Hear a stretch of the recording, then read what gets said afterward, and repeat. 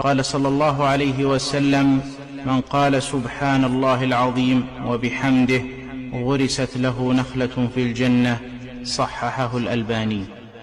قال رسول الله صلى الله عليه وسلم: لئن أقول سبحان الله والحمد لله ولا إله إلا الله والله أكبر أحب إلي مما طلعت عليه الشمس. رواه مسلم. قال صلى الله عليه وسلم: من صلى علي صلاة صلى الله عليه بها 10. أخرجه مسلم. قال صلى الله عليه وسلم: من قال سبحان الله وبحمده 100 مرة غفرت له ذنوبه وإن كانت مثل زبد البحر. صححه الألباني. قال رسول الله صلى الله عليه وسلم: من استغفر للمؤمنين والمؤمنات كتب الله له بكل مؤمن ومؤمنة حسنة. حسنه الألباني.